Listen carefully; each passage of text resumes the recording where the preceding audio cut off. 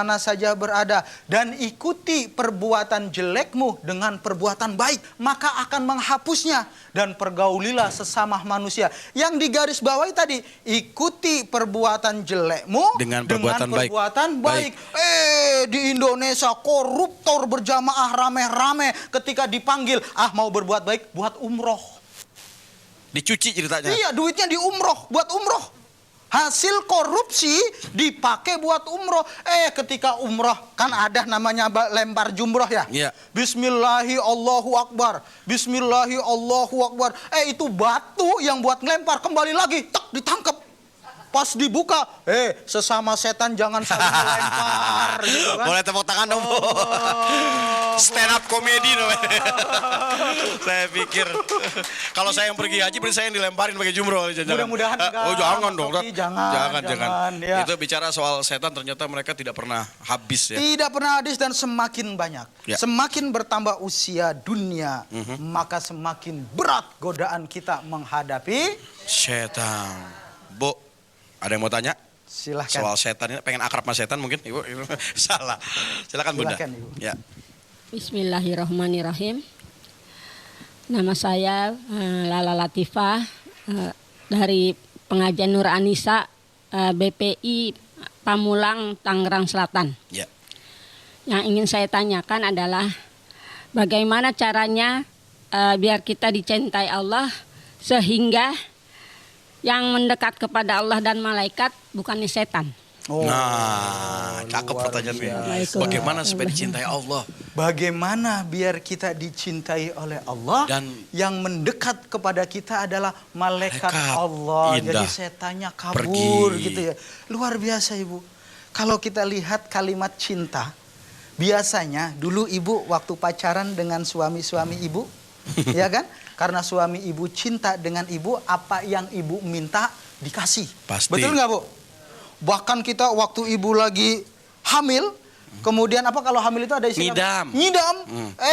Ini istrinya kurang ajar. Mas, ini ngidam nih mauin anak. Emang kenapa Ma? Ini anak mau mangga, tapi mangganya nggak boleh beli di pasar. Terus gimana? Harus naik pohon sendiri. Karena cinta, biasanya suami naik nggak? Naik, saking cintanya apapun permintaan akan dikabulkan. Nah, kalau Allah sudah cinta sama hambanya, apa yang diminta oleh hambanya, kalau memang itu pas dan cocok, pasti dikasih. Triknya apa yang harus kita lakukan biar Allah cinta kepada kita, malaikat bersama kita, dan setan tidak ada ruang di sekitar kita. Yang harus dilakukan adalah pertama, badlul istita'ah. Semangat dalam hal ketakwaan. Artinya apa? Tidak akan terjadi orang tersebut bisa menjadi takwa kalau tidak ada semangat dalam hal ibadah. Arti semangat dalam ibadah itu apa? Apa yang diperintahkan oleh Allah tidak kompromi lagi. Ketika kedengaran Allahu Akbar, ini bukan panggilan muazin, tapi hakikatnya Allahu Akbar dikumandangkan oleh muazin, tapi hakikatnya adalah panggilan Allah. Ini sering kita temui, Kak Coki. Iya, Kalau kita panggil Allahu Akbar, diam saja. Tapi sementara kalau yang bunyi HP, cepet banget. Lagi di kamar mandi, sampai lupa itu ngambil HP kagak pakai handuk. Ngeliat di mana itu, Ustaz? Ngarang. Ngarang, kirain ngeliat. Saya mau ngikut gitu. Tapi di rumah Bu Yati mah enggak ya Bu ya gitu ya? Enggak pakai handuk, pakai spray. Silakan lanjut. Ya. Badlul istita'ah. Semangat dalam. Ada berapa tadi nih? Ada berapa nih? Yang kedua adalah al-buka'u indan nazam. Menangis ketika kita sadar telah berbuat salah, telah kita berbuat dosa. Karena tidak ada orang yang maksum yang terjaga. Setiap manusia pasti pernah berdosa. Namun siapa yang sadar pengen dicintai oleh Allah, ayo kita menyesal dengan perbuatan dosa itu, menangis. Jangan malah sebaliknya ini Mas Coki. Iya. Pemuda-pemuda kita kadangkala bangga dia berbuat maksiat. Kalau pakaiannya ustadz begini, pakai peci, biasanya jalannya agak sopan gitu ya. Iya. Pakaiannya ustadz. Iya. Tapi mereka anak-anak muda yang di sana yang pakaiannya pakai anting. Antingnya tahu apa, Bu? Pakai kawat sepeda. Oh ampun. Iya kan? Busi bisa. Busi sekalian Busi gitu motor, kan. Habis sobek itu tuh. pakai kalung. Mending kalungnya emas. Ini kalungnya kadang-kadang tali sepatu. Rantai. Padahal di dalam Islam kagak boleh itu menyerupai wanita. Laki-laki tidak boleh menyerupai wanita. Wanita pun tidak boleh menyerupai laki-laki. Bangga dia bermaksiat kepada Allah. Jadi kalau memang kita mau dicintai oleh Allah, janganlah Anda semua, kita semua bangga dengan maksiat dan dosa yang kita lakukan. Ketika kita sudah berdosa, bersalah, maka segeralah kita menangis, menyesali perbuatan kita. Kita ikuti dengan perbuatan yang baik. Bu, ada yang mau nanya lagi? Ada yang mau nanya lagi? Oh, silakan Bunda. Ya. Nama saya Roswati, Pak Ustadz, dari Majelis Taklim Nur Anisa. Mau bertanya bagaimana agar kita terhindar dari godaan setan. Oh, betul. Kita teringat ayat yang pendek yang biasa kita pakai ketika kita sholat. Ya. Ya, bahwa setan itu minal jin Nati wanas. Dari kelompok manusia dan dari kelompok jin. Dari kelompok jin ataupun dari kelompok manusia. Jadi ada setan yang jenisnya setan tapi dari kelompok manusia. Ada, Tat? Ada kelompok setan yang jenisnya setan dari kelompok jin. Ini kalau kelompok dari jin biasanya Bismillahirrahmanirrahim, bacain ayat kursi, kabur terbakar. Pergi. Tapi kalau dari kelompok manusia dibacain ayat kursi kagak pergi. Ditimpuk pakai kursi baru pergi.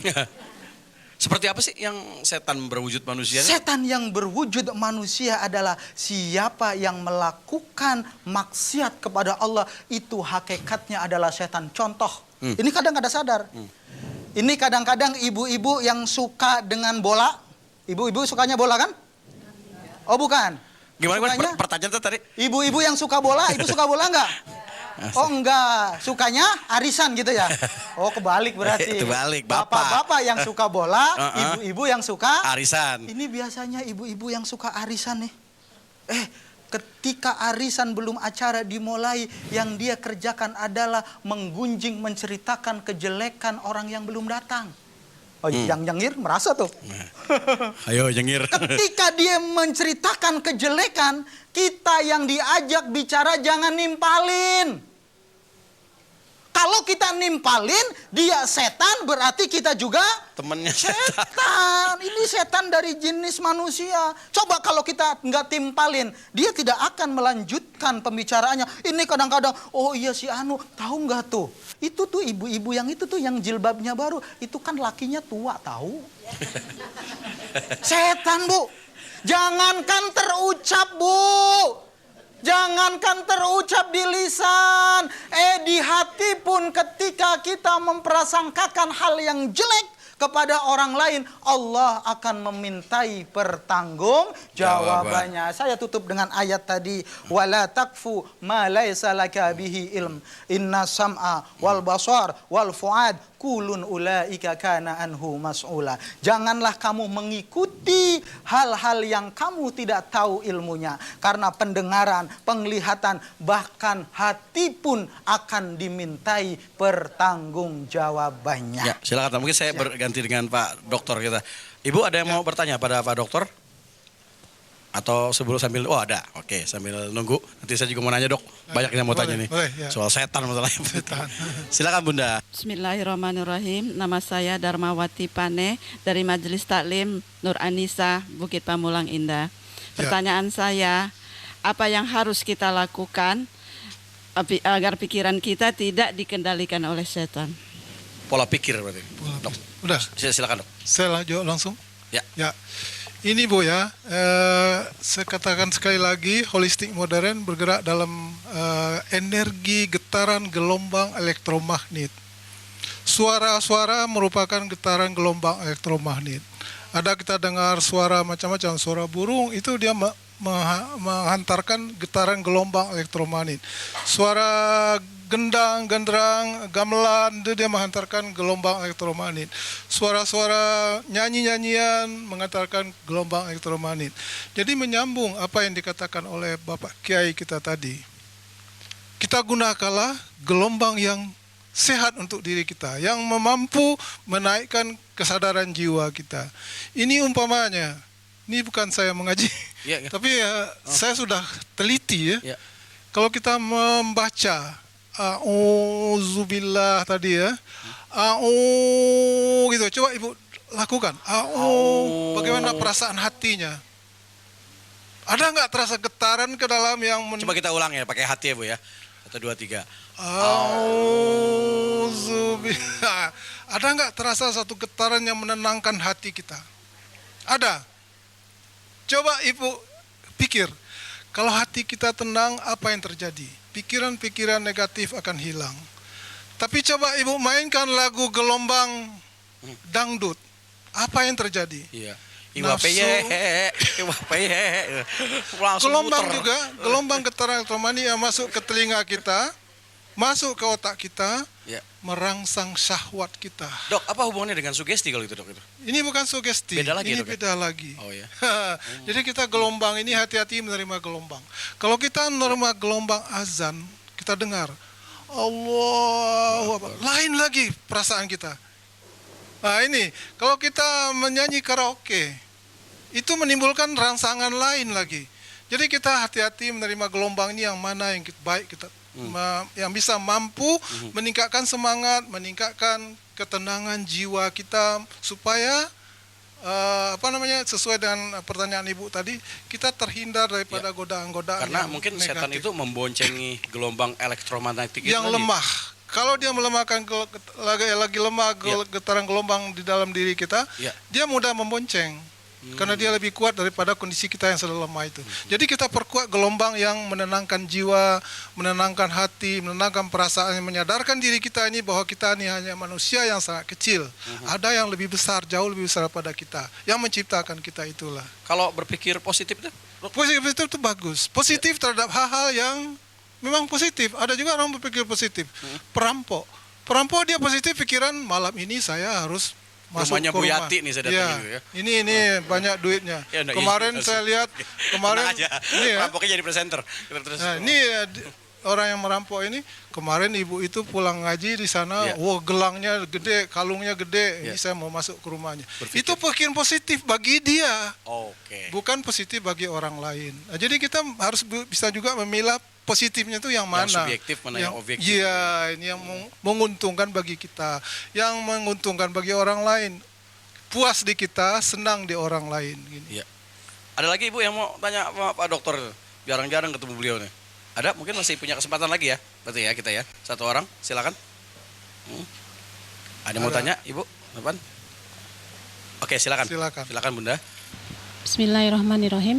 Nama saya Ibu Yuyun. Ya. Ibu Yun. Dari Majelis Taklim Nur Anisa BPI Pamulang. Saya mau nanya sama Pak Dokter. Ya. Kalau kita menghadapi orang yang cara berpikirnya lebih banyak negatif. Ya. Atau lebih banyak negatif aja lah ya. Artinya mungkin energi positifnya lebih tipis gitu ya. Itu bagaimana? Secara kesehatan. Bisa nular nggak sih? Energi negatif itu bisa nular nggak secara elektromagnetik? Bisa. Ya, tergantung kondisi kita pada saat mendengar energi negatif itu.